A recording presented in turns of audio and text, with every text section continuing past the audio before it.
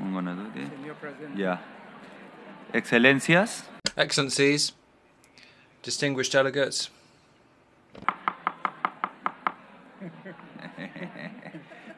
Very excited. Hello, please. Excellencias.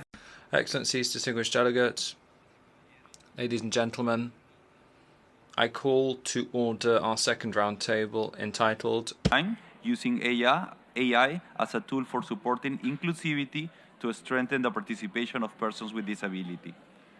Es un gran honor para mí.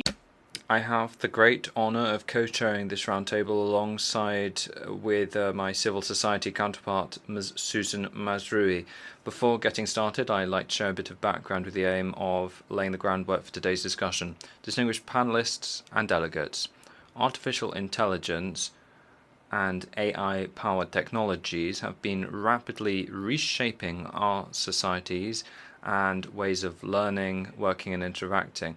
AI has been and is still in rapid and constant evolution. Studies show that AI has enormous potential that empowers and benefits people.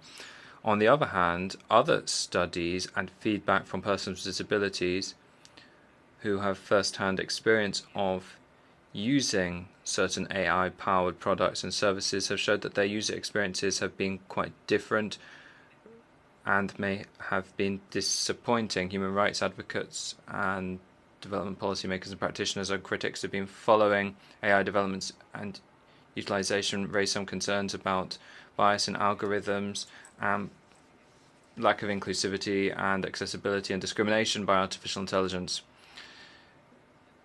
Because of this, critics have called for urgent action from states and relevant stakeholders to address the risks and challenges that are emerging from the use of technologies linked to AI with a view to improving the rights of persons with disabilities, particularly under the Convention on the Rights of Persons with Disabilities and other relevant international documents on development of human rights. Distinguished delegates, ladies and gentlemen, this year marks the 80th anniversary of the founding of the UN. Last year, the General Assembly adopted the Pact for the Future, the Global Digital Compact and the Declaration on Future Generations, highlighting the rights and inclusions of persons with disabilities.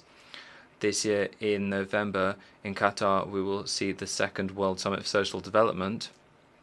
The objective of that, as we know, is to advance social development globally and provide renewed moment for implementing inter alia the Copenhagen Declaration and the programme, as well as the 2030 Agenda.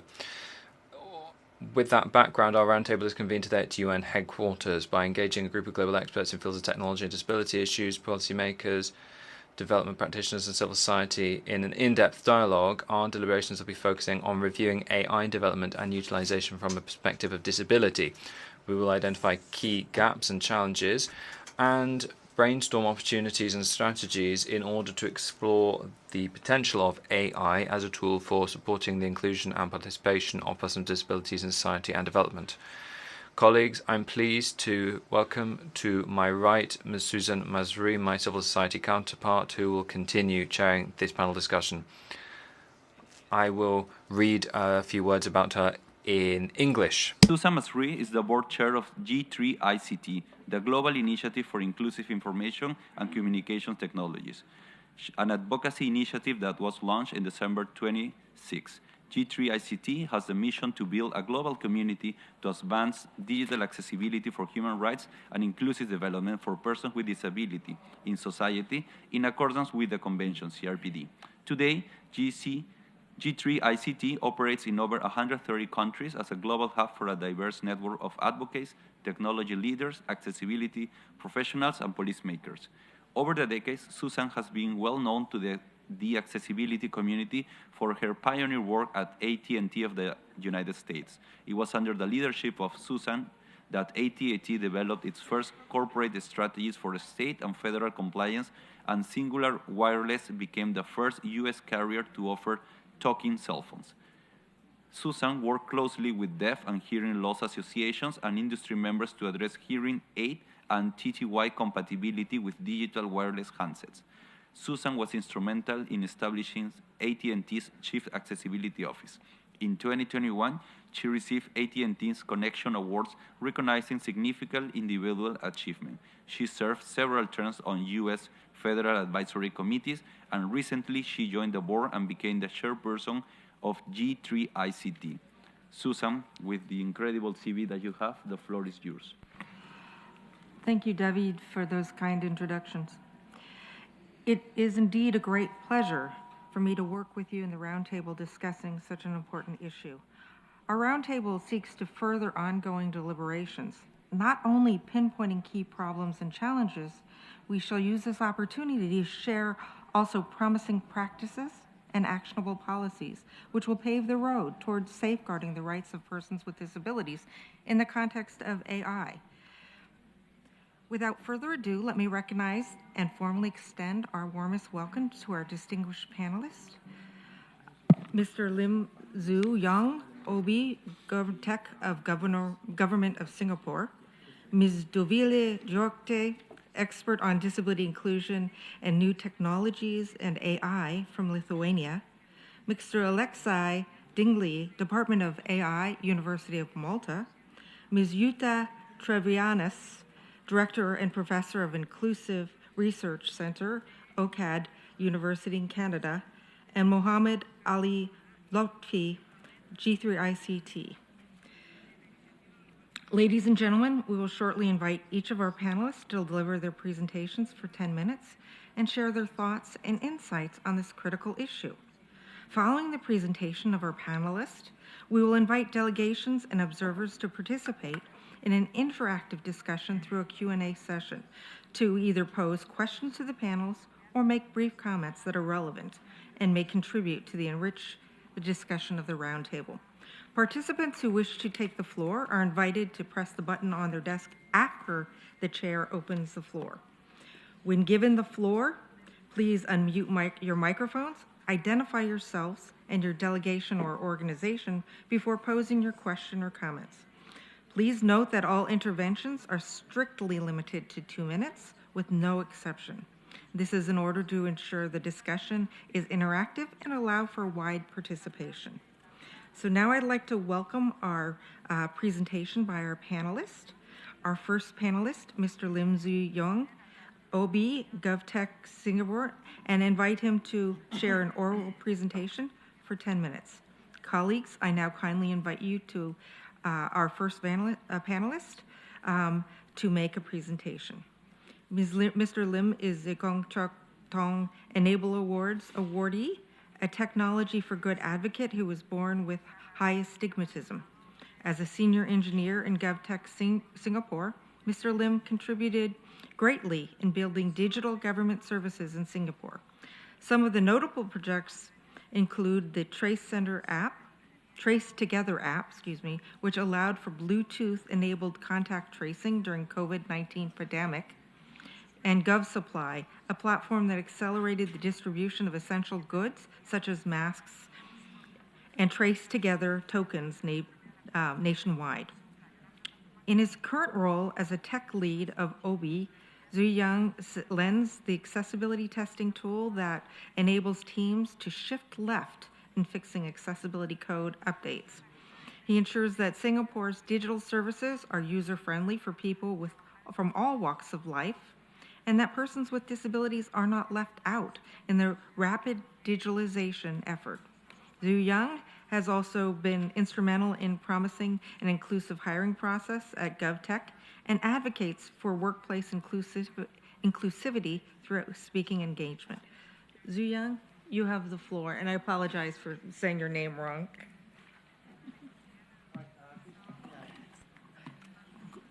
Good afternoon. I'm Zhu Yang, I'm Senior DevOps Engineer at the Government Technology Agency of Singapore, or GovTech. GovTech is the lead agency driving Singapore's Smart Nation initiative and public sector digital transformation. We build tech for public good and harness the power of technology to deliver digital government services that make lives better for citizens, businesses, international audiences, and the public service sector. I've worked for over 3 years in the digital accessibility space and built an automated accessibility testing tool called Oobee, which has been listed in the UNDP Digital Public Goods Registry. I also conduct manual accessibility reviews and regularly work with fellow public sector stakeholders to help the government enhance web accessibility standards through testing. So thank you for joining us today to examine how AI, or artificial intelligence, can promote inclusion and improve accessibility for persons with disabilities, or PWDs. I will share both the opportunities AI offers and the challenges it presents in the unique realities the PWDs experience in our increasingly digital world. So actually one of the most remarkable ways AI is changing lives is digital independence. Today, AI-powered smartphone apps can recognize objects, describe surroundings, and read text aloud in real time. Apps like Seeing AI by Microsoft and Lookout by Google help users to detect faces, interpret documents, and identify products. Those who are more tech-savvy will also find these features on smart glasses and smart headsets. AI is also transforming how PWDs move through the world. Navigation assistance such as turn-by-turn guidance and street-level map views have increased the confidence and independence of PWDs. AI has made communication more accessible too, especially through video conferencing. AI-based transcription services support the deaf and hard of hearing individuals and allow for more inclusive participation in classrooms and workplaces. Text-to-speech technology helps those who cannot speak verbally. If you have used social media recently, you will have also noticed another small but powerful improvement, and that is AI-generated captions. These can now be switched on easily, making content more inclusive by default. However, just because a platform uses AI doesn't mean that it is fully accessible. Virtual meetings, for example, still present barriers. One of the challenges we still face is screen sharing. For low vision or blind PWDs, screen sharing is essentially a video stream, which may or may not be helpful. A common workaround is to ask the presenter to share a link to the content, but that is not always practical or even possible. Given time, better AI integration can make content more accessible. Desktop, mobile apps, and web apps can be enhanced to work seamlessly with screen readers and other assistive tools. This will require thorough testing to ensure that no user is left behind. But technology alone is not enough. Greater social awareness and understanding of how PWDs interact with technology is still vital to achieve more accessible virtual meetings. Then there are risks to the accuracy of AI. Let's remind ourselves of COVID-19 for a second, where we had to use antigen rapid tests, or ART kits, to check for COVID. A 2023 research paper titled Rapid Adaptable Automated Interpretation of Point-of-Care COVID-19 Diagnostics found that AI could identify ART results with up to 99 to 100% accuracy. In 2022, a friend and I decided to test this out. So as a hobby project, we used off-the-shelf cloud solutions to train a model to recognize ART results and deploy it as a web app. However, AI depends heavily on what it is trained on. Our model was only trained on recognizable ART samples. The ART model will not perform well if the ART looks visually different from what it is trained to do. This is similar to the problem of asking an AI trained to recognize New York taxi to identify a Singapore taxi. A blind user may not be able to point the camera and take a close, clear photo, which the app can recognize either. More fundamentally, an ongoing challenge is the accessibility of digital platforms. According to WebAIM's 2025 report, the most common web accessibility issues are missing alternate text, unlabeled form fields, and poor heading structure. To help address this, my team and I developed Oobee. It is an open source accessibility testing tool that scans thousands of pages quickly and generates accessibility reports based on Web Content Accessibility Guidelines, or WCAG 2.2, which the Singapore Government Digital Services Standards adopt. We deployed Oobee as part of the suite of tools to help our government agencies identify and fix accessibility bugs. The generated reports helps users prioritize the issues based on their impact on PWD's access. For a subset of these issues, we have integrated generative AI to guide teams in learning and fixing the issues by providing detailed explanations with HTML code examples. But AI has its limits. AI can generate alternate text using object recognition. However, AI cannot differentiate if an image or icon is decorative and should be omitted for screen readers. Automated testing tools can test a website for code-level issues, such as the lack of headings and landmarks, and HTML elements that can help ensure the website structure is accessible. However, they cannot fully test a website for focus and navigation, or whether the content is compatible with screen readers and keyboard-only users. AI is also not a proxy for real user feedback on a website's usability. It cannot predict how a user will experience a form or how difficult it might be to complete a task. It cannot complete login processes either, as websites today employ bot detection measures such as CAPTCHA and multi-factor authentication to deter account hacking and web scraping. In fact, we can have much longer discussions on how cybersecurity measures such as biometrics and facial recognition have created new accessibility challenges for PWDs. Lastly, if you have used ChatGPT for writing, you probably noticed that AI is not always accurate or fully grasps the context. As decision makers and practitioners, what can we do to advance accessibility, keeping AI in mind? I would like to share 3 pointers. Number 1, assess the trade-offs and limitations of AI. Based on examples shared earlier, consider AI's impact on the inclusivity of our use cases. One low-hanging fruit that is low risk in this regard is to employ generative AI coding assistance to help fix accessibility issues. Point number 2, consider usability and accessibility early in the development process. Educate engineers, product teams, and stakeholders on accessibility best practices and tools. Learn how to use screen readers on web and mobile, as testing tools can only detect a subset of common accessibility issues. Embed testing into the practical delivery cycle, so a product delivery cycle, such that by integrating it into an automated testing cycle. Include people with disabilities in usability testing cycles. Include them before development by conducting user interviews to understand the challenges in navigating digital or physical environments.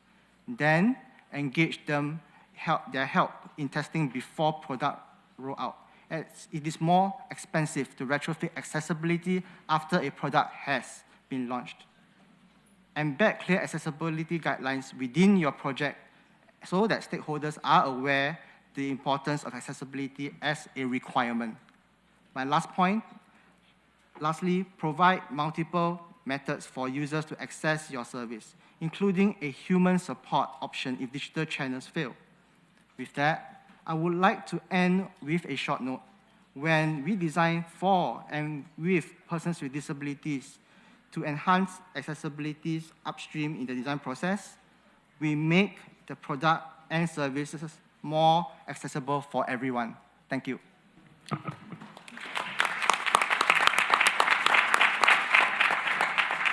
Thank you for that excellent proposal.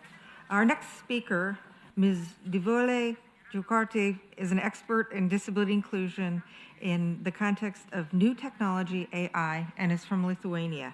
By profession, Dovilė is a lawyer and also currently serves as a board member of the European Disability Forum. She's been there since 2017. She's a member of the European Committee for the Prevention of Torture and Inhuman or Degrading Treatment or Punishment.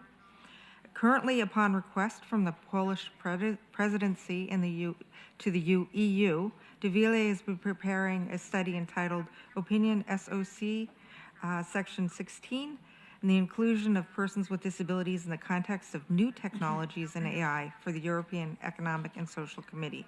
Dovilė, please share your wisdom with us. Thank you so much. Thank you so much, Chair.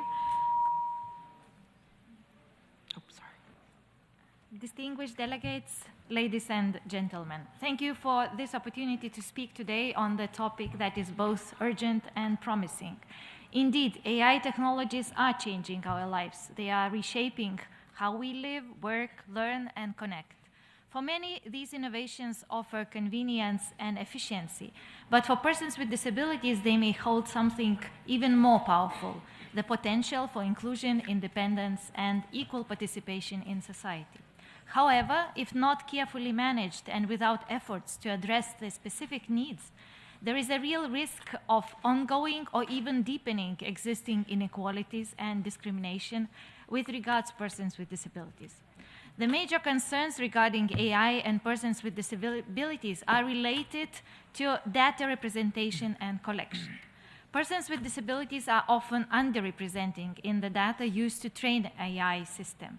Machine learning algorithms are designed to establish norms based on statistics, but persons with disabilities often do not fit these norms, leading their data to be labeled as outliers and excluded. The challenge of including disability data lies in the diversity of disability types and their interconnection. Disabilities can be dynamic, changing over time or depending on context, and static data sets fail to capture this variability, leading to the models that are not responsive to the real-world needs. Combating bias. Bias in AI is not just technical flaw, it is a reflection of societal bias. Combating bias in disability perceptions involves addressing the definitions and models used in data analysis.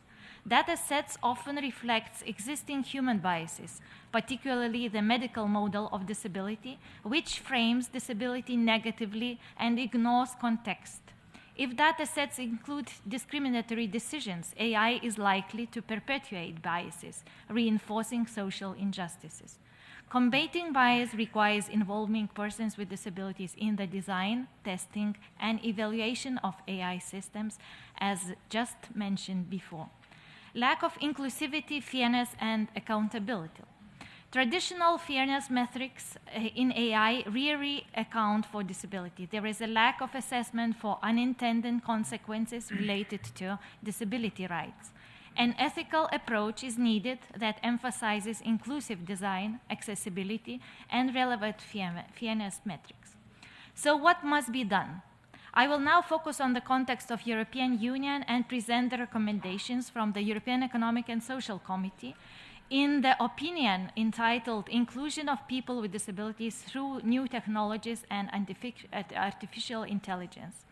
The committee summarized the current landscape and the potential impact of technological advances and artificial intelligence on the employment of persons with disabilities in the EU, including risks of discrimination against people with disabilities posed by AI algorithms and other new technologies in the labor market.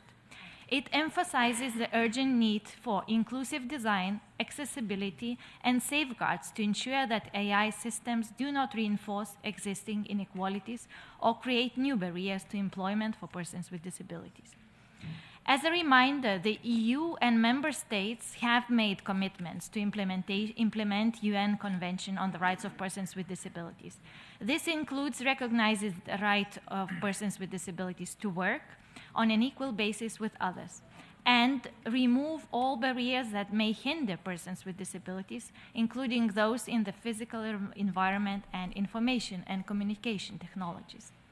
The EU efforts to include people with disabilities in society and labor market have been significant, evidenced by the adoption of the EU Disability Strategy and the publication of the Disability Employment Package. Despite these efforts, the current employment statistics are less encouraging. Only about half of persons with disabilities in the EU are employed, compared to over 75% of the general population. As well, full-time employment rates are significantly lower for persons with disabilities, often accompanied by lower earnings. Additionally, persons with disabilities face challenges in the general labor market, where around 92% of positions require digital skills. Although there have been increased efforts to promote digitalization, Persons with disabilities typically have lower levels of digital literacy, limited access to internet connectivity and digital technologies, and lower rates of tertiary education completion. These factors significantly hinder the employability of persons with disabilities in medium and higher skilled jobs, leading them to more frequently secure employment in lower skilled positions.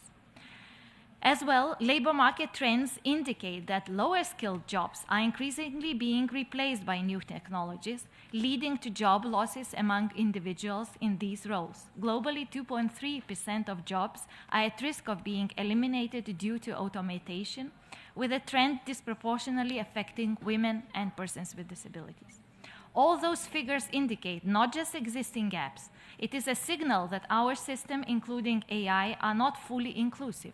Thus, there needs to be concrete actions to improve the inclusion of persons with disabilities in labor market, focusing on public support, education and training, accessibility, reasonable accommodation, and the eradication of discriminatory attitudes. To foster a more inclusive future, it is essential to prioritize the accessibility of new technologies solution, particularly for persons with disabilities during their development. The EU Accessibility Act provides a foundation for minimum accessibility requirements, highlighting the importance of making both current and future technologies, essentially AI, more accessible. The European AI Act, being the first ever comprehensive legal framework on AI, laid down harmonized rules on artificial intelligence, including protecting persons with disabilities from high-risk AI systems, safeguarding sensitive personal information, and prohibiting manipulative AI practices. So within the opinion, the committee strongly advocates to effectively apply the disability perspective. It is imperative that digital developers consult organizations representing persons with disabilities and involve people with disabilities in crucial assessment and consultation roles. By engaging people with disabilities in every stage of designing, developing, assessing, and implementing new technologies and AI applications, potential discriminatory risks can be significantly reduced. To ensure integrating accessibility and inclusive design training into the curricula of computer science and engineering programs. Adopting a design for all approach is crucial in fostering inclusivity across various technological innovations. This will prepare future developers and engineers with the skills essential for creating technologies that accommodate the diverse needs of all users, including persons with disabilities. Advancing the general accessibility of services and goods that incorporate new technologies and AI-based solutions. Emphasizing accessibility from the outset ensures that it remains a core aspect of technology development. Encouraging states to conduct audits focused on the inclusivity of AI applications in key sectors. Establishing an audit culture requires thorough testing of systems before deployment to ensure fairness and effectiveness, assessing their impact on marginalized communities. It is crucial to provide ongoing support to protect persons with disabilities from potentially harmful applications of limited risk systems in employment and recruitment, such as automated CV analysis or inaccessible digital recruitment processes. Employers should leverage technological advances to improve accessibility and provide reasonable accommodation for employees with disabilities. Investing in research and development of AI-based solutions that support accessibility and improve public awareness of these innovations. And finally, enhancing existing programs focused on digital skills training for persons with disabilities is a crucial step in empowering individuals and improving their current situations. So looking to the future, it is important to consider emerging technologies that open new opportunities for people with disabilities. However, they are also raising new questions about accessibility, data protection, and ethics. Therefore, we must create regulatory and design frameworks to ensure these innovations are accessible to everyone. Ongoing reflection, assessment, and engagement with disabled communities are essential to realize AI potential responsibility. This is not just about technology. It is about justice, it is about dignity, and it is about building a future where no one is left behind, not by design, not by design, and certainly not by algorithm. Thank you so much.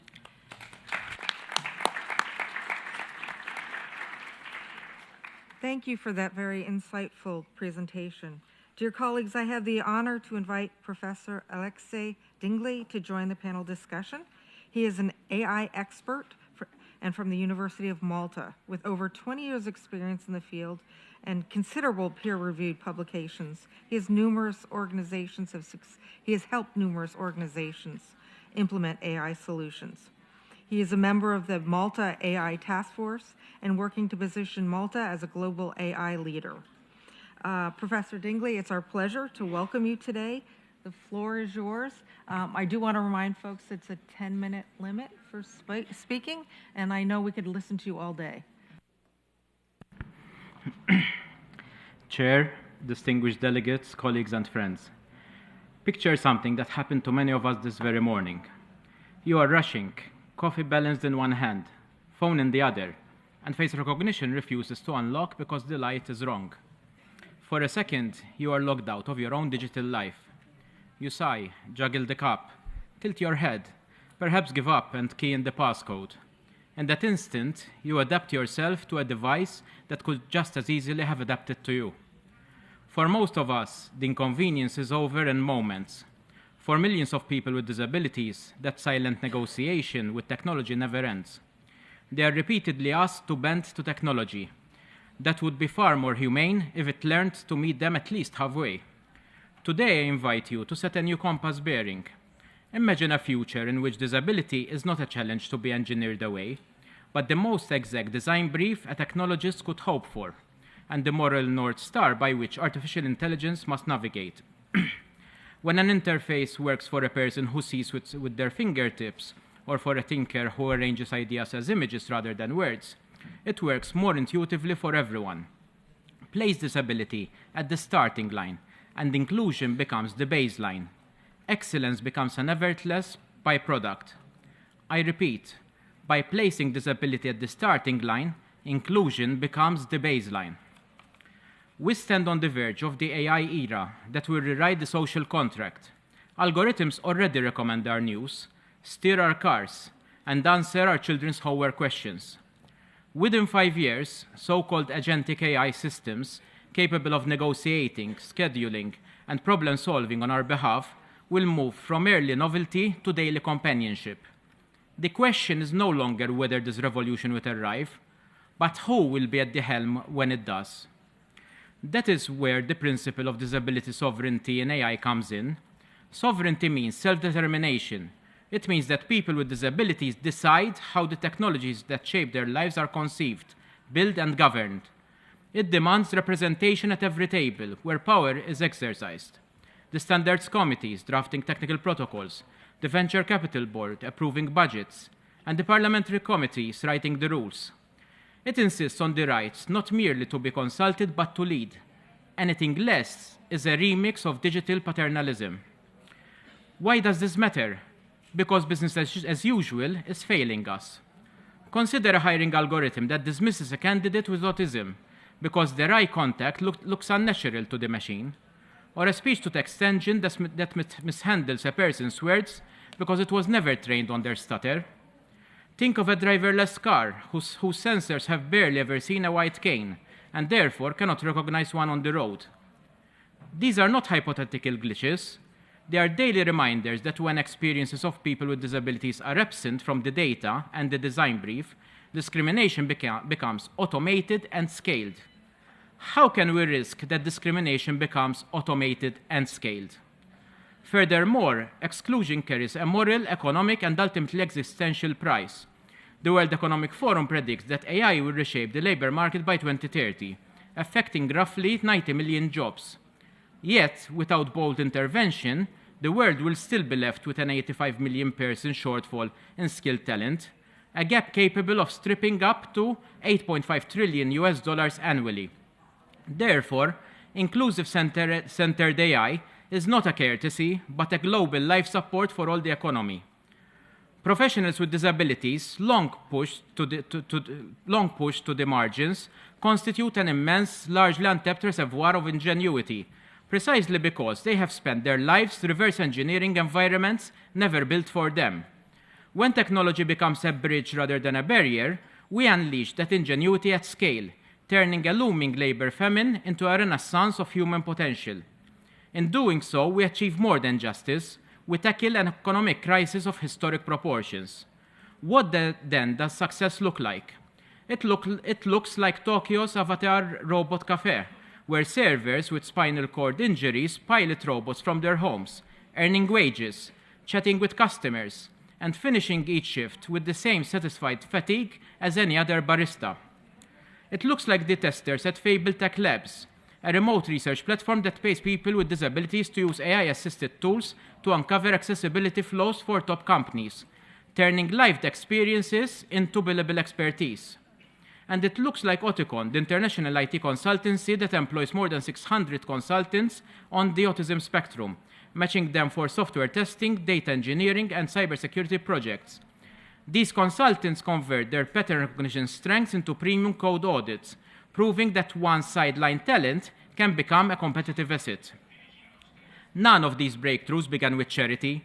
Each started with a need, and ended with a competitive edge. To make such examples the rule rather than the exception, we must realign three pillars of the AI ecosystem. First, certification. An accessible AI seal should signal to investors, regulators, and consumers alike that a product must meet stringent accessibility and ethical benchmarking. Achieving the seal would unlock early regulatory clearance and priority placement in public procurement. A product bearing such a seal would automatically open the market to millions of new users, many of whom have historically been excluded by inaccessible design. Thus, compliance becomes a badge of quality and not a burden of proof. Second, capital. An accessibility accelerator seeded with a blend of public funds and venture capital can finance ideas too specialized for mainstream investors, yet too important to ignore. Tactile feedback wearables, low vision coding tools, neural prosthetics that translate intention into motion.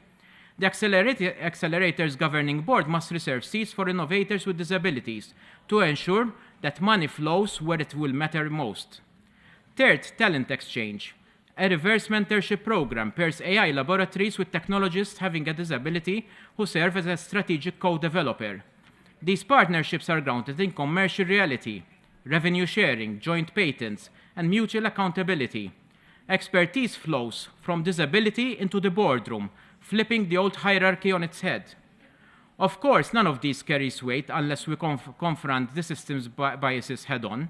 Mainstream AI magnifies the average users and treats everything else as a statistical noise. Disability-centered design reverses that logic.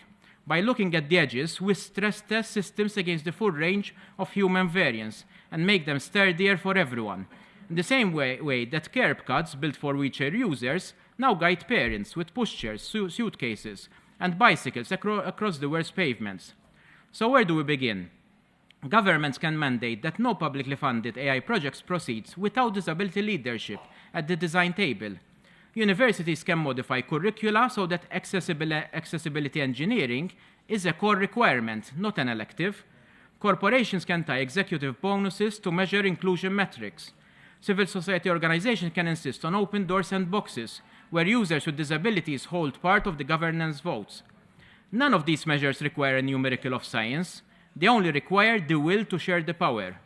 Colleagues, the tide of AI is rising, whether we tie ourselves to the dock or set sail.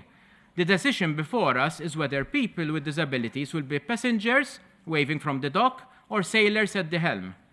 Disability sovereignty in AI insists on the latter, not as a gesture of goodwill, but as the smartest, fairest, and ultimately most profitable course available to humanity. Cast your mind back to that split second of frustration where your phone refused to recognize you. If a minor glitch can stall one of us, imagine the drag on progress when every login, doorway, and digital system is calibrated for somebody else. Our task is to delete that friction for everyone, everywhere. The next artificial intelligence chapter will not be drafted in Silicon Valley. It will be co-written in classrooms, startups, ministries, and living rooms, wherever differences spark invention. Let us become the generation that tuned its machines to human diversity, and in doing so, unlock the full bandwidth of human potential. The choice is ours. The moment is now. Let us lead together. Thank you.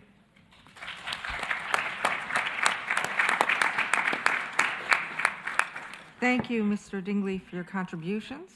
Ladies and gentlemen, I am pleased to present our next speaker, Jutta Treviranus.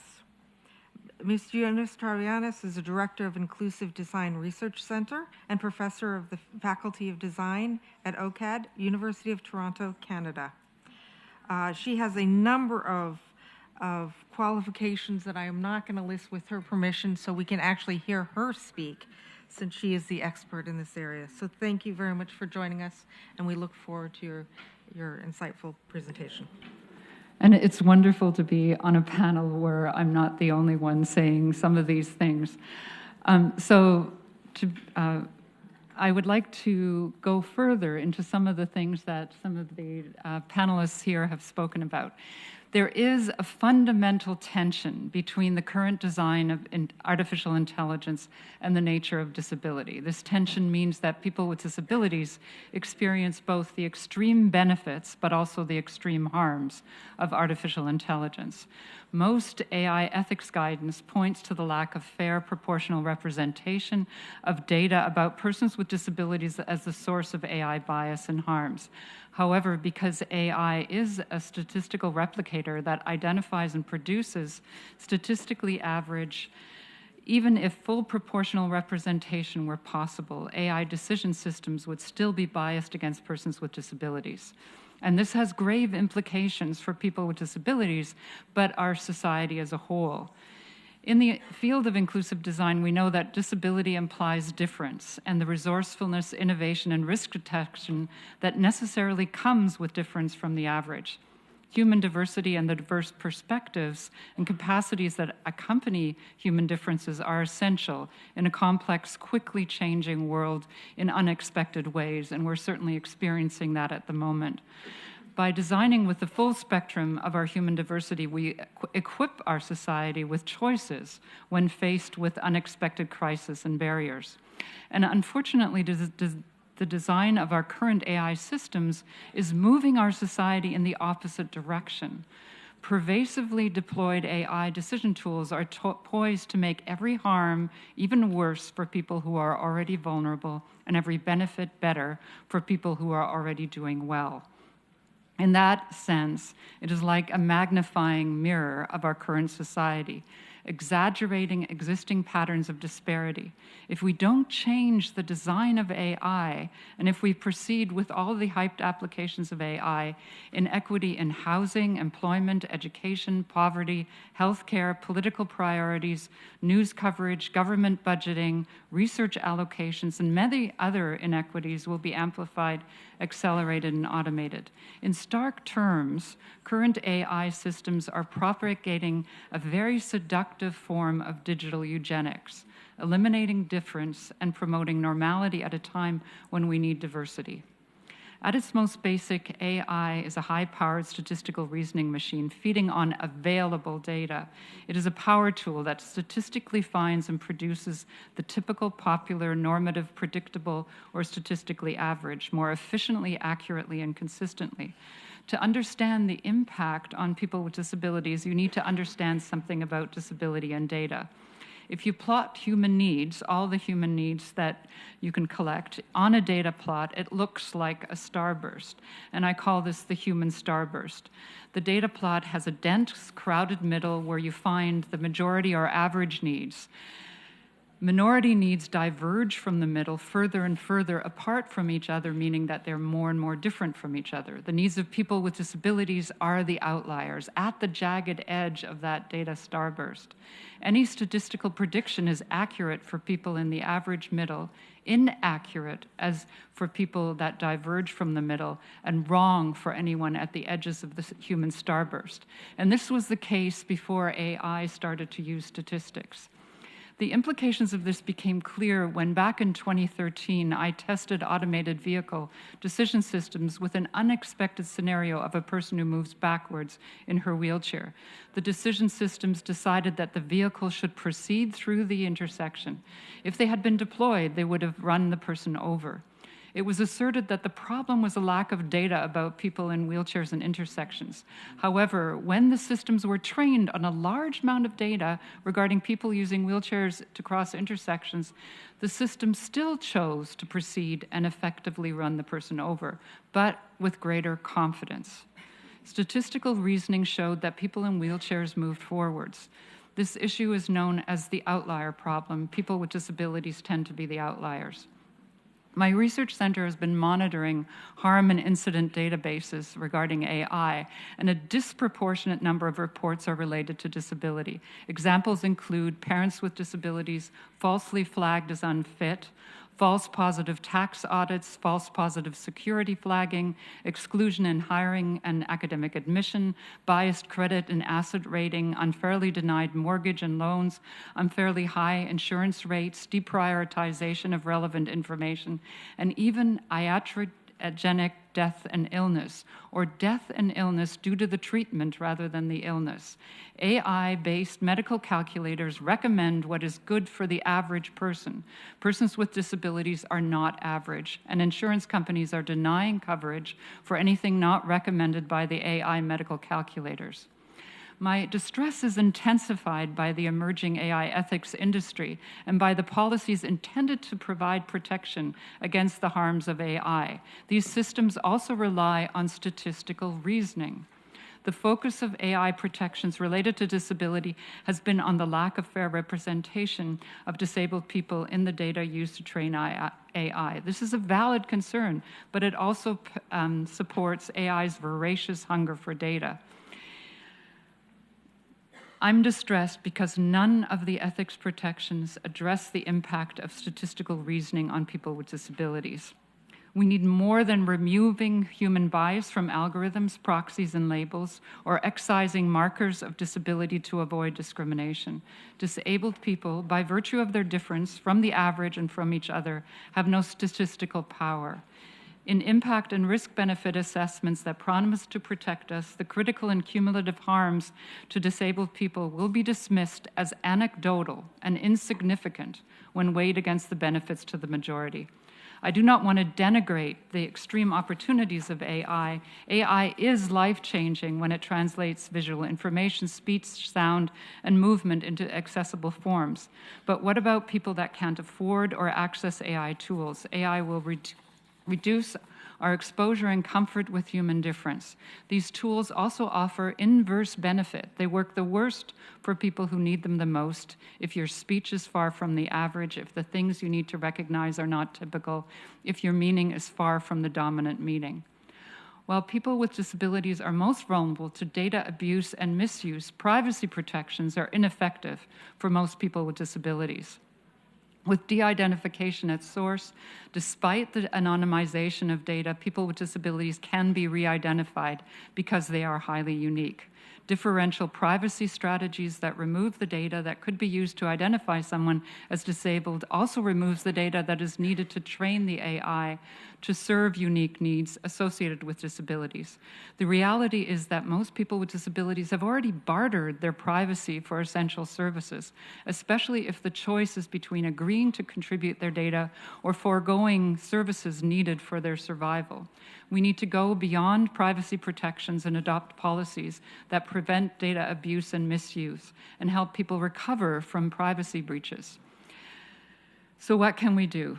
In Canada, we're creating AI with alternative metrics, optimizing diversity rather than optimizing the average success patterns in the past in employment, academic admissions, and other competitive choices.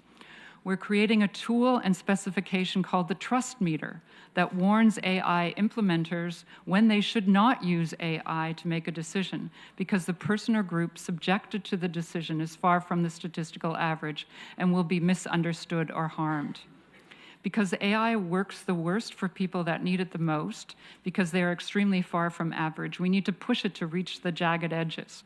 For example, an international community of people who are non-speaking are creating a chatbot that will be there when the assistant, parent, or friend that interprets for them is no longer there, pushing language models to serve people that need communication supports the most. These extend personalization techniques and AI on personal devices rather than the cloud. and an international committee led by Accessible Standards Canada has drafted a regulatory standard on accessible and equitable AI for the Accessible Canada Act, and we welcome harmonization and reference. Addressing the statistical discrimination and cumulative harm missing in other regulations, with a new part to ensure that AI authoring tools or AI systems that are used to author web content and applications are accessible and create accessible content. Making sure that the course of AI is not without us, not only because it is about us, but because, sorry. Designing AI with us will mean that AI works for the people that need it the most, and it will ensure that AI will not automate the inequity that is fueling the many crises we all face as a global community. AI at its best is a large magnifying mirror that's asking us, is it actually should we actually propagate what is good for the majority to the minority? Is the only way to determine truth and evidence by statistical significance. And we encourage participation and collaboration with us in Canada. Thank you.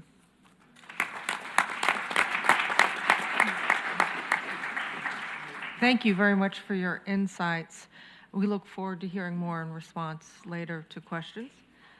David, please, go ahead. Muchas gracias, Susan. Thank you very much, Susan. Colleagues, I'm pleased to introduce our next distinguished panelist, Mr. Mohammed Ali Loutfy, who's just here to my left. I'll read in English so that you can find out more about his CV. Currently the Director of Capacity Building and Advocacy at G3ICT. Dr. Loutfy is bilingual, English and Arabic. Is a bilingual, English and Arabic international development professional with over 15 years of work experience and expertise.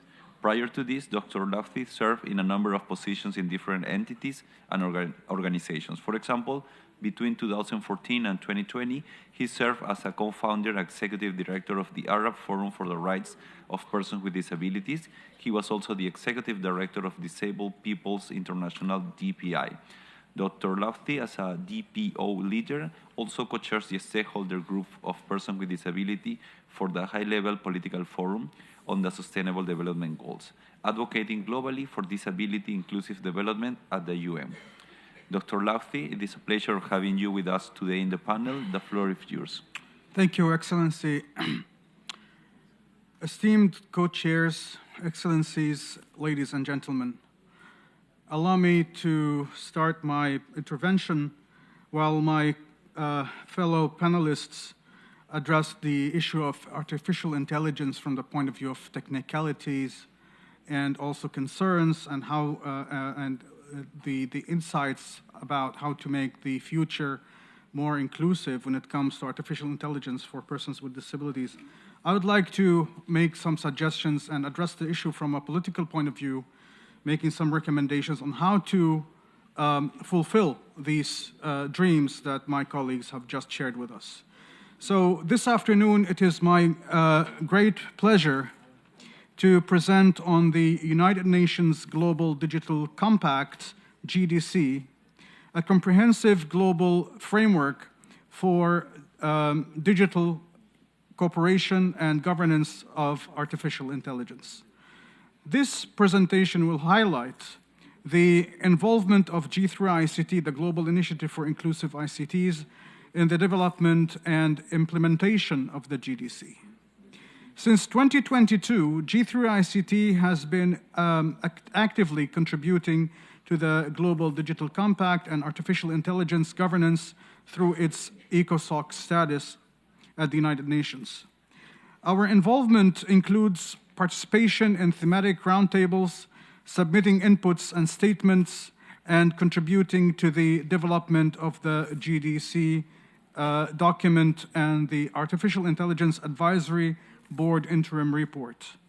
This engagement has been crucial in shaping the framework and ensuring that it aligns with the needs of all stakeholders, particularly persons with disabilities.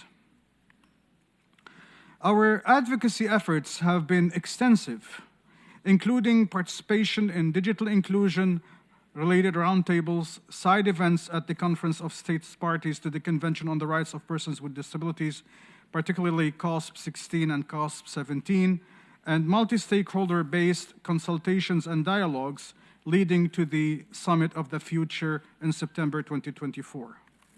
These events have provided platforms for meaningful dialogue and collaboration. G3ICT has made significant contributions to the GDC through various submissions, including the definitions, elements, principles, and concepts related to digital inclusion rights of persons with disabilities, aligned with the Article 9 of the CRPD and other articles. And that's to the subsequent revised versions of the Pact for the Future, the Global Digital Compact, as well as the United Nations Artificial Intelligence Advisory Board interim report. These submissions have helped shape the direction and content of the GDC. G3ICT endorsement of the GDC at the 12th Enabling Summit in Washington, D.C. on October 15, 2024, and the submission of a joint commitment with the with the International Disability Alliance at the Global Disability Summit 2025 in Berlin, Germany on April 2nd, 2025, have further solidified our support for the Compact and its goals.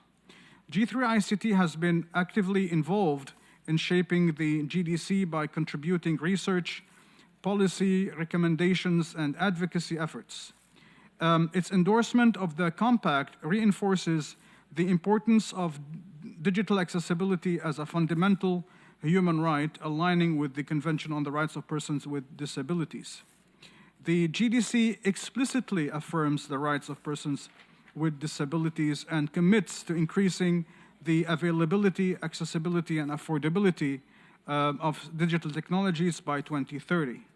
By supporting the GDC, G3ICT ensures artificial intelligence-driven solutions such as assistive technologies, real-time captions, AI-powered mobility aids, and personalized learning tools are developed with ethical standards and inclusivity at their core. G3ICT advocacy also promotes capacity-building initiatives to equip persons with disabilities and their organizations with the necessary digital skills and knowledge to fully participate in scaling up their country's socioeconomic development and digital economies. G3ICT's endorsement of the GDC strengthens global efforts to harness AI for empowerment, ensuring that persons with disabilities are active participants in shaping shaping the digital future rather than being left behind. The GDC is anchored in international law, including human rights law, and aims to harness digital technologies to advance all human rights, including the rights of persons with disabilities. Specific clauses within the Compact address digital literacy, skills, and capacities of digital goods and infrastructure, human rights, digital trust and safety, data, and follow-up and review. The GDC includes several clauses that affirm the requirements for digital accessibility, target capacity building, digital skills for persons with disabilities, specify the availability of disaggregated data by disability status, promote the adoption of open, standard, and interoperability, upholding international human rights law, involve persons with disabilities in product development cycles, establish accessible reporting mechanisms, and strengthen efforts to collect and analyze disaggregated data. It is important to note that the GDC is not a legally binding document. Nevertheless, It is a framework that sets global principles and guidelines for digital governance and establish key commitments for governments, businesses, and civil society. Its purpose is to coordinate international efforts, promote good practices, and encourage voluntary commitments to ensure an open, inclusive, and secure digital future. Ladies and gentlemen, industry and society share goals around digital inclusion, but often work in silos. Within companies, accessibility engagement teams may not always have the exact same priorities. In addition, United Nations level processes frequently lack representation of persons with disabilities and their organizations.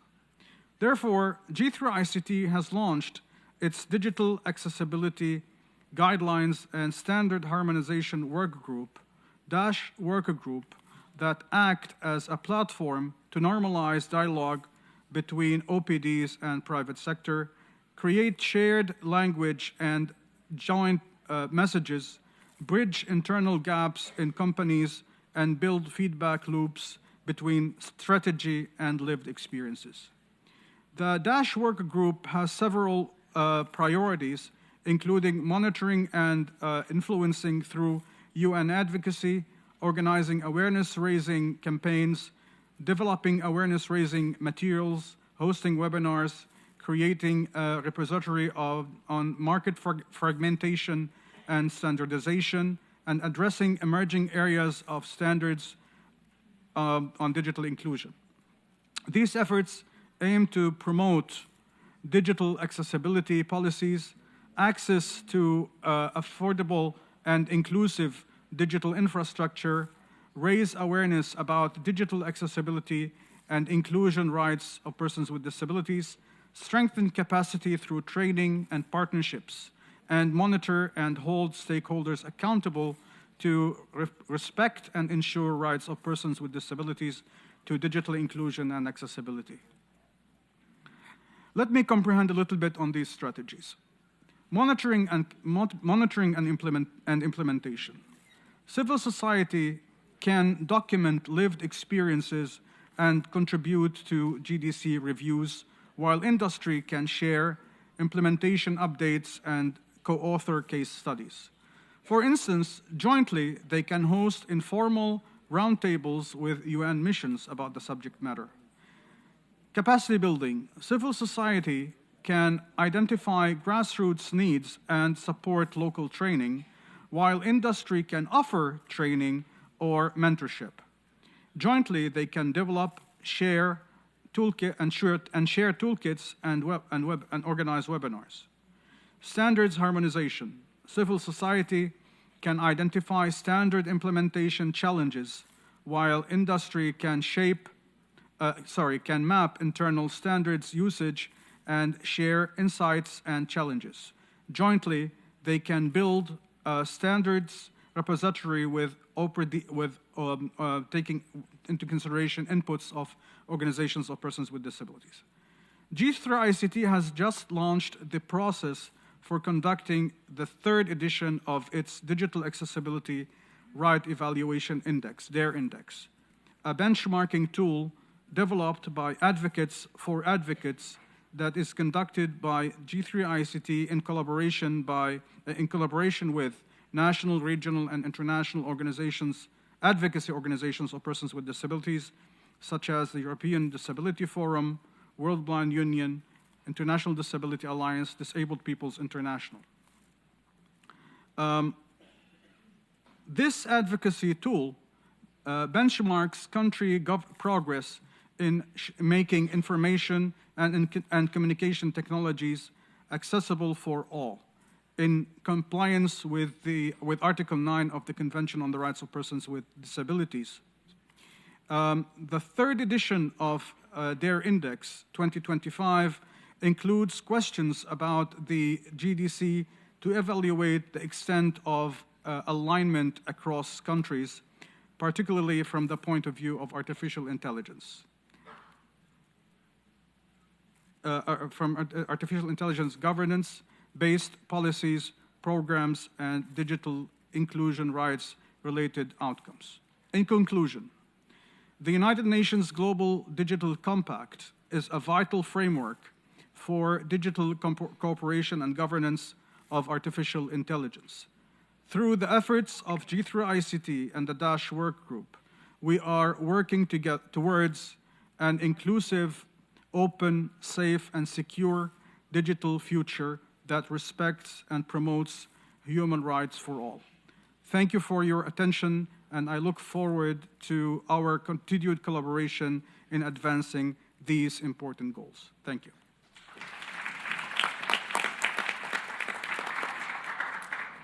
Muchas gracias. Thank you very much, Mohammed, for your excellent presentation.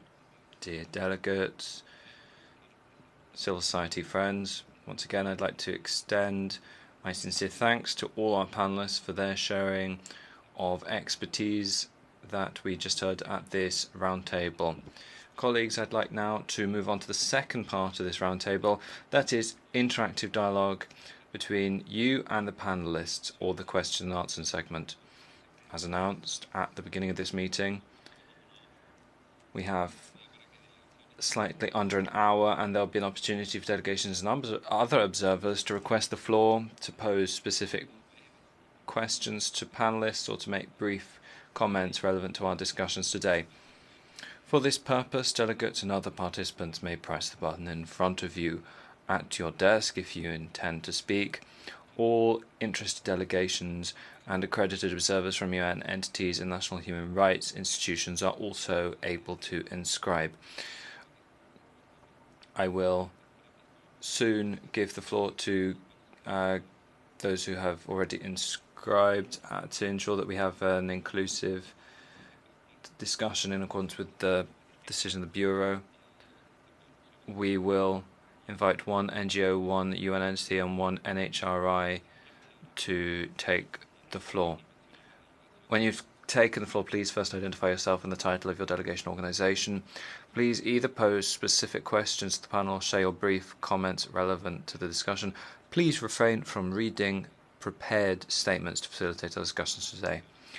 All interventions, without exception, must be no longer than 2 minutes. I'll count on everybody for your cooperation to adhere to this time limit. Ladies and gentlemen, I recognize the distinguished delegate of Greece. Accessibility Authority of Greece. Excellency, you have the floor. Thank you, Chair.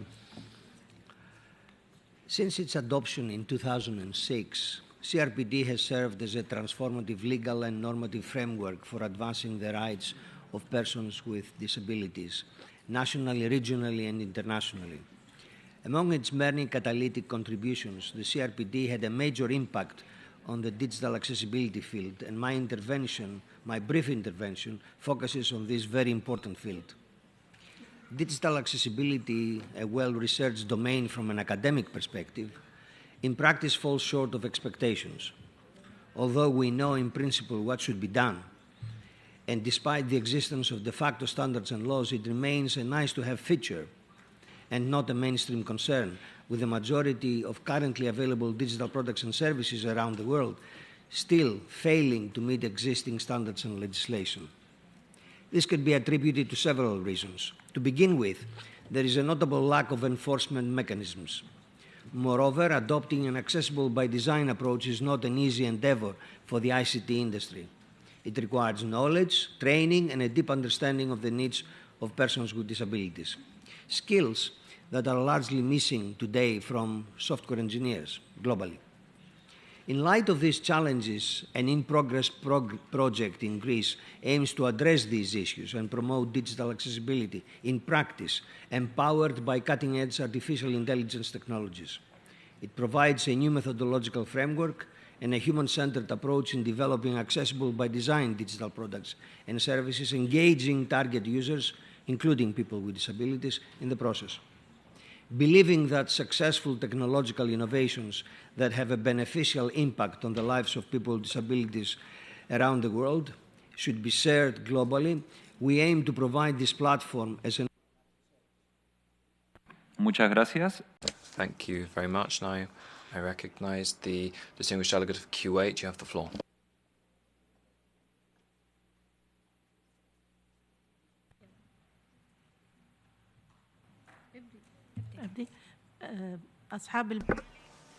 Excellencies, ladies and gentlemen, may the peace, blessings, and mercy of God be upon you. It gives me great pleasure to take part in this very important session representing the state of Kuwait. Our state has pursued every effort in order to ensure the empowerment of persons with disabilities. My name is Dr. Hanadi Al-Omadi. I am the first certified lawyer, a person with disabilities who is a licensed lawyer in the Arab world and in the state of Kuwait. I have made various achievements. I do not have enough time to go through them. However, I wish to point out the importance of the role of AI and the empowerment of persons with disabilities and the fostering of their participation in public and private life. Despite the various fears that we are confronted with in this day and age where AI is thriving, and where we face the abuse of emerging technologies and threats to privacy, these challenges are also coupled with great opportunities to ensure independence as well as increased participation in public life. And today I wish to take stock of the experiences of persons with visual impairments. Microphone was cut off. I thank the distinguished delegate of Kuwait and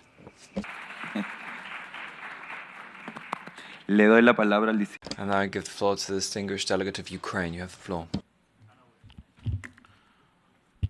We often think of digitalization of using AI as something technical, but in reality it is about people, their comfort, dignity, and the right to be here. A modern digital state is one that sees everyone and provides timely support. This is why digital transformation in the social sphere is not just a trend, it is a necessary, especially during the war, when millions of Ukrainians need fast, accurate, and stress-free assistance. Since 2022, Ukraine has been using the Unified Social Information System, USISS, a digital infrastructure that integrates all key data on citizen need and status. It provides a person's social profile in one window, no matter when they are. Thanks to digitalization of services and process, Ukrainians can now easily apply for the support they need or receive services faster. The next step was the launch of the Ministry of Social Policy's Social Services Portal, an equal opportunity platform. The 37 types of social services are already available. For example, a person with disability can apply online without extra paperwork, support during inclusive education, sign language interpretation, home care and personal assistance service. The system automatically retrieves and requires data for USISS after the person is authorized. This is about convenience, accessibility, and care for people. Today, through the social service portal,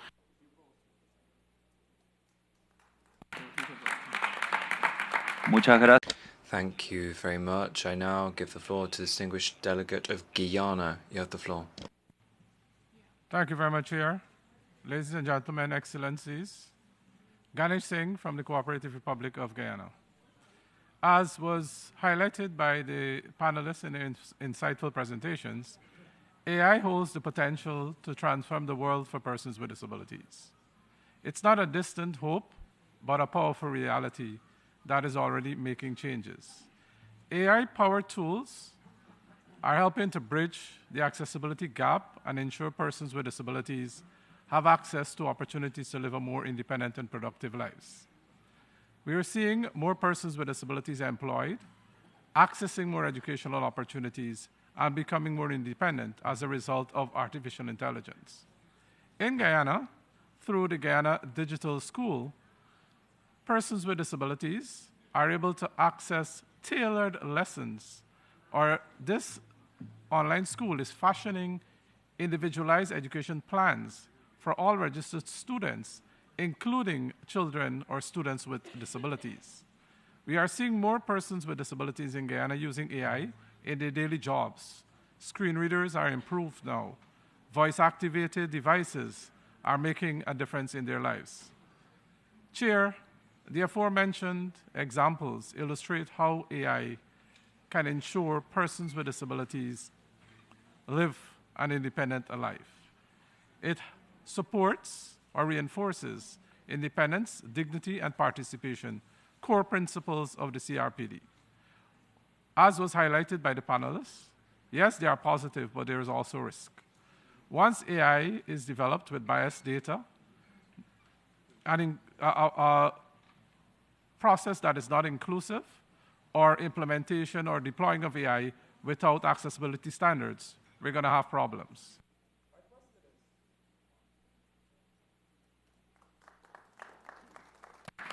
Muchas gracias. Thank you very much. I now give the floor to the distinguished delegate of Mexico. We will then have the delegates of Switzerland and the UAE. Thank you, President.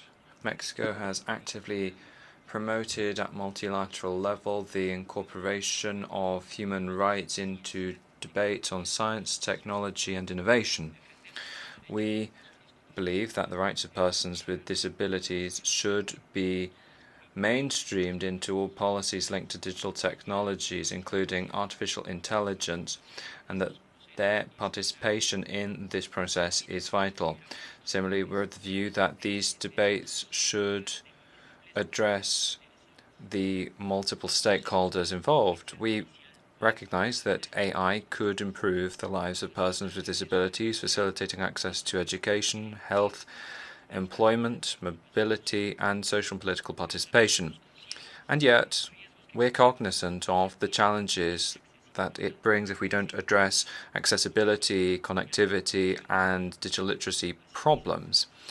Therefore, we believe that international cooperation will be vital in ensuring that these technologies are accessible and within reach across the world without replicating inequalities between countries. We must work towards AI governance, which is human-focused, using representative data which respects human rights. In that vein, I'd like to ask two questions for reflection. What are the innovative ways in which we can improve data systems which inform artificial intelligence to ensure that the rights of persons with disabilities are taken into account, promoted, and protected in their decisions and solutions? My second question is as follows.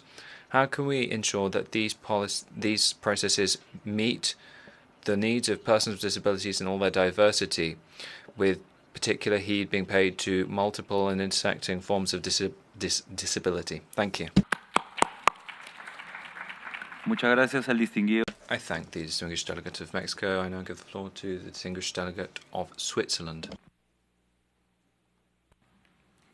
Merci au co- I thank the co-chairs and I thank all of the panelists for their very informative contributions. My name is Hanisha Susai and I'm the UN Youth Delegate of Switzerland. I am grateful for the opportunity to speak here on behalf of Swiss youth. As Switzerland emphasized in the general debate, full and effective inclusion of persons with disabilities requires special attention to technological innovation. Artificial intelligence holds significant potential for advancing inclusion of persons with disabilities, but if and only if it is developed and governed in a way that respects human rights and addresses digital accessibility from the outset. From a youth perspective, I also see a growing risk that young people with disabilities are left behind in fast-moving digital transformations, not due to a lack of talent or motivation, but due to systemic inaccessibility. As a youth delegate, inclusive education is one of my focus areas. So the issue of accessible digital learning is especially important to me. Young persons with disabilities must have the knowledge and confidence to navigate, question, and shape the systems that affect their lives. So my question is, how can we ensure that digital and AI-related education is accessible, inclusive, and available to young persons with disabilities, starting from an early age? Thank you. Muchas gracias a la... Thank you very much to the distinguished delegate of Switzerland. Next, I give the floor to the distinguished delegate of the UAE, to be followed by Turkey, Qatar, and Egypt. You have the floor. Thank you for the organizers and for the panelists on this session on accessible, inclusive artificial intelligence. We reiterate our commitment to not marginalize disabled persons in this digital age. We have comprehensive initiatives based on initiative and accessibility and international cooperation. I am Abdullah Kamali, the Executive Director at the Zayed Institute. We work on developing a complete system in care and education and employment based on innovation and inclusiveness and international cooperation. In the field of technology, we believe that artificial intelligence can be a powerful tool for empowerment if it is designed with accessibility in mind from the start. We have established the Ministry of Artificial Intelligence, which leads the national strategy on artificial intelligence in sectors such as healthcare and education and social services. We emphasize that all innovations need to be inclusive. This is in addition that we are also adding the curriculum of artificial intelligence to school curriculum, and this is to enable disabled students to use artificial intelligence from early stages in their life. We cooperate with technological institutions to integrate artificial intelligence in assessment and evaluation systems so that we have a personal development plan that supports the personal objectives of each person. Through this meeting, we want to establish an international coalition led by the United Nations to have standards on accessibility for artificial intelligence systems that are developed with the participation of persons with disabilities in line with the CRPD, and in which will contribute in everyone accessing artificial intelligence technologies around the world. We emphasize our commitment to a digital future for all. Thank you. Muchas gracias. Thank you very much to the distinguished delegate of the United Arab Emirates. I now give the floor to the distinguished delegate of Turkey. Thank you, Chair. I am very pleased to take the floor in such an important discussion on behalf of Turkey. We recognize the transformative power of AI when designed and implemented through a disability-inclusive lens. We strongly support multi-stakeholder cooperation to ensure AI tools reflect the real needs of persons with disabilities and the society in general. The national AI strategy reflects our dedication to human-centered, reliable, and inclusive AI solutions. It prioritizes accessibility, ethics, and social impact. It ensures that everyone, including persons with disability, can contribute to and benefit from AI advancements. Turkey has advanced inclusive AI in recent years. For example, voice recognition systems and AI-driven sign language translation tools has developed in Turkish language. Another important step is the initiation of video-based communication center for Turkish Sign Language. Through this center, users can access service with sign language interpreters. In addition, in order to ensure the accessibility of the digital content, public institutions have been provided with trainings on social media accessibility and web accessibility standards. We should continue working together to ensure digital transformation benefits everyone. Thank you. Muchas gracias a la distinguida delegación. I thank the distinguished delegate of Turkey. I now give the floor to the delegation of Qatar. Mr. Chair, we have made great achievements in enhancing digital inclusion for disabled persons through our strategy, our policy, and this is the first of its kind in the Middle East and North Africa, and this was launched by the Ministry of Telecommunications and IT in 2011, and it was reviewed in 2023. We adopted international standards for the settings of web accessibility through websites and mobile applications and mobile phones in general to make them accessible to disabled persons.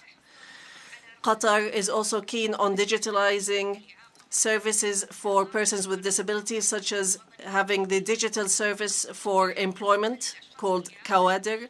This enables them to submit an employment form and to look into their qualifications based on their different qualifications. We also have a service that we are working on, which has education and training videos taken from different workshops and centers. We also have an institution that has strategies that works on empowering the education sector to be fully inclusive through ICTs. We also have a hall at the airport that is accessible for persons with autism for when they are present there with their families. We reiterate our commitment to continue working with all concerned parties for a world that is more fair and inclusive. Thank you. Muchas gracias a la delegación. I thank the delegation of Qatar now. أشكر وفد قطر وأعطي Israel y Brasil. Followed by Israel and Brazil.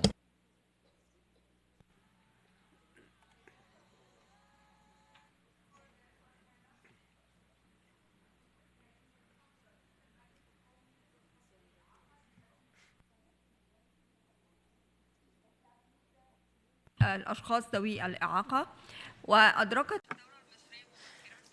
Egypt recognized the importance of technology as a tool of empowerment and took a number of procedures, including enhancing the inclusion. And this includes establishing an academy that works on enhancing their skills in IT, in addition to creating smart apps such as a screen reader, and also an app for reading the currencies for blind persons. We have also established systems for digital conversion to enable access for persons with disabilities to various services. In order to facilitate access to information and enable disabled students, we also supported special education schools through equipment that would help them, in addition to having an electronic sign language dictionary and Braille typewriters. In Egyptian universities, we have 27 centers to support students with disabilities. The Council has also participated in the DAISY project, which converts books into books for blind persons. We also have a leading experience at Egyptian museums, which allows people with visual impairments to use a speaking pen. We also encourage innovation through artificial intelligence hackathons. In conclusion, I have a number of recommendations to enhance the use of artificial intelligence, such as launching an artificial and inclusive artificial intelligence platform. Thank you. I thank the distinguished delegate of Egypt. I now give the floor to Ecuador. Hola, hola.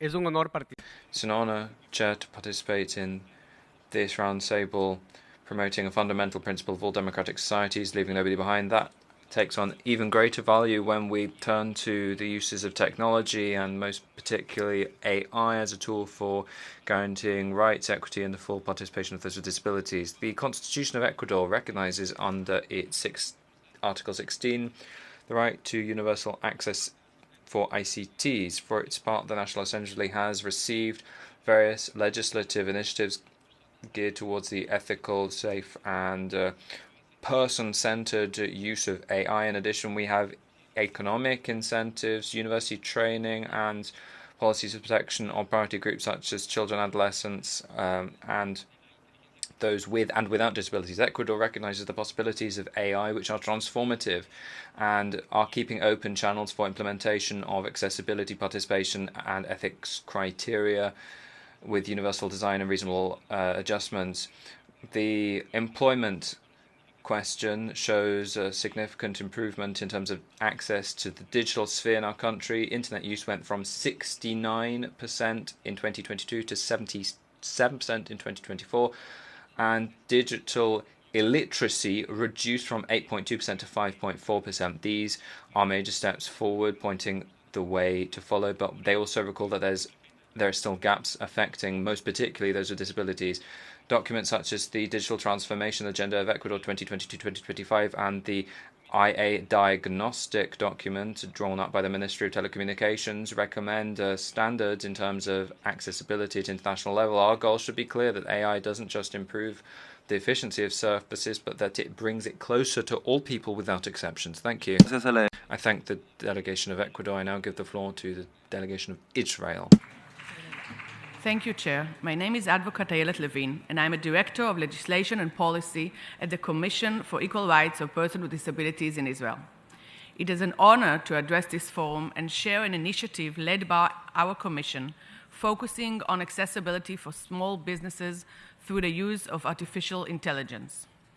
As part of our efforts to promote the CRPD and improve accessibility in accordance with Article 9 of the Convention, our Commission is currently developing a pioneering AI-based mobile application designed to assist small businesses to comply with the Israeli accessibility regulations. In recent years, we recognize that many small business owners face difficulties in understanding and implementing the technical requirements of accessibility legislation. This creates barriers not only for persons with disabilities, but also limits the potential customer base for these businesses. In collaboration with digital service providers, we are creating a user-friendly, AI-driven application that supports small business owners in making their premises more accessible. The app will enable business owners to conduct a self-assessment of their premises by simply uploading images of the site. The AI system will then analyze the images based on Israeli standards and relevant regulations and provide feedback on accessibility features such as table height and door width. The app will generate a customized report highlighting accessibility gaps and suggest solutions. In conclusion, we believe that by combining technology, regulation, and practical tools, we can bring about meaningful change, ensuring equal access, and contribute to community inclusion. Thank you. Thank you very much to the delegation of Israel. I'm honored now to give the floor to the delegation of Brazil, followed by Malta, South Africa, and the EU. Gracias, Senor Presidente. Thank you very much, President. My name is Milton Carvalho. I am the General Coordinator for Assistive Technologies of the Ministry of Science and Technology of Brazil. This theme is a priority within the government of President Lula. And his goal is to leave nobody behind. We would therefore like to learn more from the panelists about initiatives and projects linked to the use of artificial intelligence for optimizing the inclusion of persons with disability at work, in education and in mobility. Then the autonomy of this part of the population is important for inclusion, independence and cooperation. We also would like to underscore that we stand ready to establish international cooperation to invest in policies to disseminate AI-based artificial assistive technologies. Thank you very much for this opportunity, and I'd like to thank all for listening. Muchas gracias al distinguido. Thank the distinguished delegate of Brazil. I now give the floor to the delegation of Malta. Good afternoon, everyone. I am Maria Cintia De Bono on behalf of the Maltese delegation. It's a pleasure to be here to reflect on how Malta is embracing artificial intelligence to foster greater inclusion for all. Malta has long recognized the transformative power of digital innovation. Through the work of several local entities, we've seen how AI can be a powerful tool, not just for efficiency, but most importantly for empowerment. In 2024, Agenzia Support launched the Adoption of Accessible AI Technologies in Malta Action Plan, a strategic step forward in ensuring that AI enhances accessibility and participation following a market research project. This is not just about technology, it's about dignity, independence, and equal opportunity. We are also proud of our collaboration with experts like Prof. Alexiei Dingli, who are helping us explore how AI can support independent living. And we're investing in training our workforce to use these tools inclusively and effectively. Of course, we must proceed with attention. Safeguards around consent, data use, and non-discrimination are essential. Malta's Commission for the Rights of Persons with Disability has contributed to the development of the EU AI Act to ensure that human rights remain at the core of innovation. AI is not a magic instant solution, but with the right frameworks, led by the voices of persons with disability themselves, AI can be a catalyst for real lasting inclusion and sustainable independent living. Malta remains fully committed to this journey, ensuring that no one is left behind and ensuring that AI becomes affordable and accessible. Muchas gracias a la delegación. I thank the delegation of Malta. I now give the floor to the delegation of South Africa.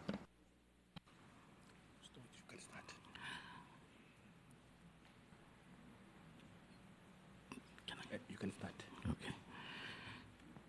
Chairperson, South Africa is of the opinion that AI developments should be within the principles of universal access and design, which include equitable use, which means design that is useful, equitable, and to persons with disabilities access needs. Flexibility in use, which means design that accommodates a wide range of individual preferences as well as access needs. Simple and intuitive, which means use, which is the design that is easy to use and also regardless of users' experience, knowledge, language, skills, or concentration levels, that is in local use. Currently, South Africa is progressively introducing artificial intelligence within the processes of considering the private sector service providers as experts in this field. The Innovation Hub in South Africa and also the Council for Scientific and Industrial Research of the South African government also processes this introduction and enhance the use of AI for persons with disabilities. And this is also serving to improve access to such technology in the design of assistive technologies. And there is also ongoing research by academic institutions and also the private sector as partners in this process. This is to promote accessibility of artificial intelligence within the processes of... Muchas gracias, Alexiei. Thank you very much to the delegation of South Africa. I now give the floor to the delegation of the European Union. Thank you very much. Let me start by congratulating the panel for the excellent presentations. While there is no doubt about the potential of artificial intelligence for persons with disabilities, we are already seeing persons with disabilities lagging behind in benefiting from AI due, among others, to inadequate data sets, biased and discriminatory algorithms, and insufficient accessibility. There are many ongoing efforts to tackle those challenges, as we have seen, including financing research and development and artificial intelligence and that is disability inclusive. The EU has introduced the first regulation in the world protecting inter alia persons with disabilities from high-risk artificial intelligence, requiring their accessibility and preserving the fundamental rights of all citizens. In addition, from June this year, the legislation on accessibility, the European Accessibility Act, it requires accessible products and services in the market, including when they are using AI, of course. However, even regulatory efforts prohibiting discrimination and bias, while being an important step, are insufficient to ensure that persons with disabilities derive equivalent benefits from AI as persons without disabilities. So I would like to ask the panel what are their views on ways of incentivizing developments of artificial intelligence applications that are inclusive of and do not discriminate persons with disabilities and that are economically viable and sustainable. Thank you.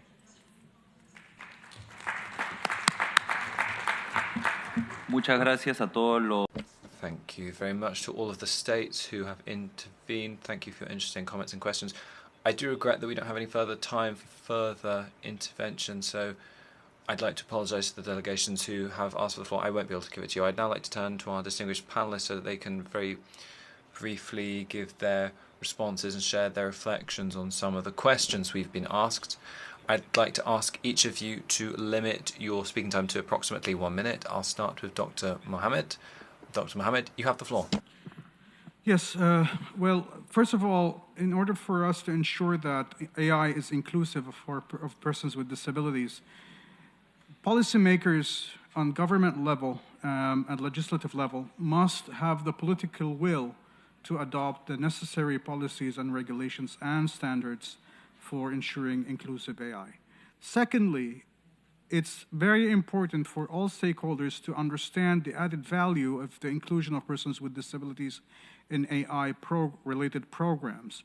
And in order for us to make this possible, I think we should all work together on enhancing resources that would support the AI products and make them affordable for persons with disabilities.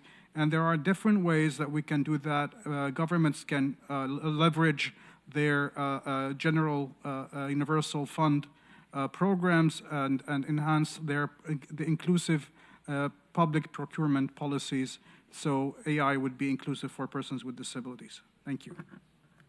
Muchas gracias. Thank you very much. I now give the floor to Ms. Jutta. You have a minute or so, madam. AI has the potential to create greater disparity within the disability community. Let's not assume that AI benefits everyone equally. The benefits should serve the people that need them the most. To prevent the harms while supporting the benefits of AI requires a fundamental rethinking of existing patterns and conventions in our society that AI is automating and optimizing. Should all decisions be based on majority rules? Statistical reasoning as the means of making decisions does harm. It does harm to anyone not like the statistical average. And assuming that what we know about the majority applies to the minority does harm, even in the disability community. We need to invert AI optimization towards diversity rather than the average, finding the unique and novel to support innovation, and serving our diversity rather than pushing us towards a monoculture. Gracias. Thank you. I'd like to give the floor to Alexiei next, please. Thank you. Sometimes I feel that accessibility is an add-on to computer systems. I think personally that we are not demanding enough from big companies. I've heard here that many people with disabilities are not computer literate. And my question here is, why should they be? Why don't we reverse the argument? Why shouldn't computers understand what we say? Maybe this was not possible a few years ago, but today we need to rethink how computers work.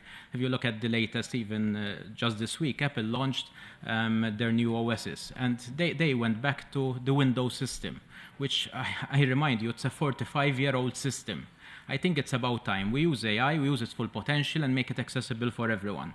And we shouldn't be afraid of these big companies. A small example, one of our MEPs pushed through the European Union the change of the universal charger. And today, all Apple products have a universal charger. We are a market, just the European Union, of 400 million people. And if you take the rest of the world, I think we can demand much more from these companies so that they accommodate the needs of most of our people. Thank you. Thank you very much. I now give the floor to our next speaker, Ms. Dovilė. Thank you so much. It was really a very insightful debate, and also the interventions that we heard. I will just focus on a couple of issues. It was mentioned that disability data, of course, is very much lacking, and this is the issue almost in all the countries, that disability data is not gathered enough, and it is not desegregated, neither by disability type nor by age, gender, etc. So first of all, we really need to gather those disability data. Secondly, the question about the inclusive education.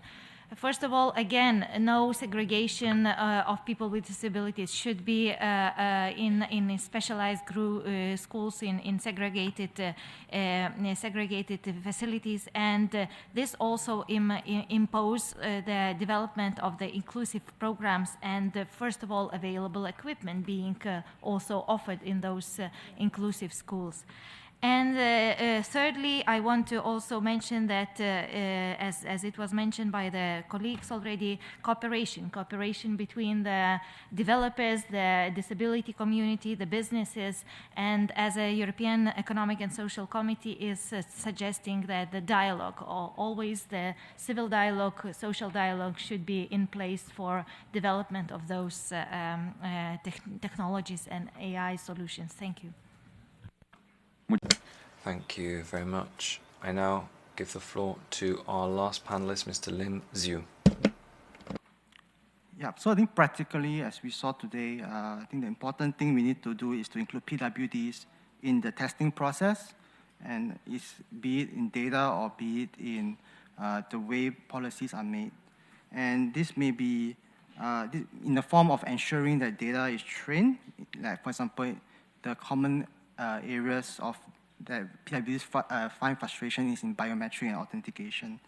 And I've seen firsthand on how things can be improved if a PWD will just email the company or the app that things are not working, and as a government we take things seriously and move to improve things. Next, also I think we should question ourselves whether should everything be automated by AI. We should also plan for human fallback, and Singapore doesn't subscribe to everything that is, all things should be automated, but instead we should use AI to harness the potential of improving things in our daily lives and providing a human fallback. So not just AI only, but AI as a supporting tool. Sometimes also, as mentioned, it takes PWDs to feedback, and I think more PWDs should feedback in their respective countries to make things move. And also, as shared by the panelists and other delegations, we need to continue educating about accessibility in schools so that the future tech talents and engineers have the knowledge to make the further change that we need. Thank you.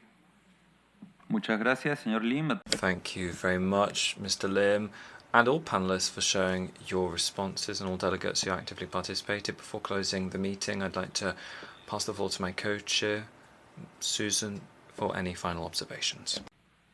Artificial intelligence is not new, but the deployment and use of it is incredibly fast today. We understand that there is benefit for people with disabilities, more forms of accessibility, new ways of autonomy. There's potential is amazing. On the other hand, there's also significant risk. We cannot rely on current systems that look at equity, look at responsibility without the lens of disability being part of it. People with disabilities need to be part of the development, deployment, design, all phases of product development so that we know that what's being delivered takes into consideration the needs of people with disabilities.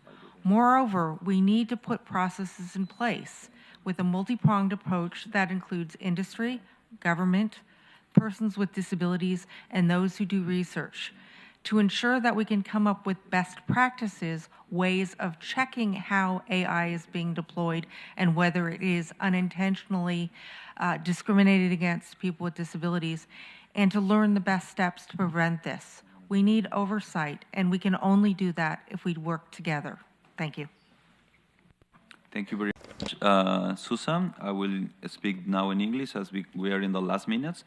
Just briefly, in this roundtable, many speakers have stressed that artificial intelligence has enormous potential to advance the inclusion of persons with disability. Clearly, there are some things that we're doing all right, the companies, some things that technologies that have permitted people with disability to actually be able to perform their lives thanks to these technologies, but there are also the complaints or worries that we have regarding lack of accessibility, disequality, also, and some bias with the algorithm. I don't like to take the floor that much. I would like to say that I thank you all for having participated in this meeting. I thank all the panelists. I thank all the member states and members of civil society and the United Nations system that have been here for all your valuable contributions that have enriched our discussions. I'm very sorry for the delegations that couldn't take the floor. I wish to acknowledge the work of the Secretary that has helped us, and also the work of the CIRT service providers and the sign language interpreters, the volunteers, and many of us that are here in order to make the best conference. I would also like to remind all speakers, including the ones that were not able to deliver their statement, to send their statements to e-statements@un.org in order for those texts to be posted at the UN Journal. With this, I wish you luck, and I declare this roundtable closed.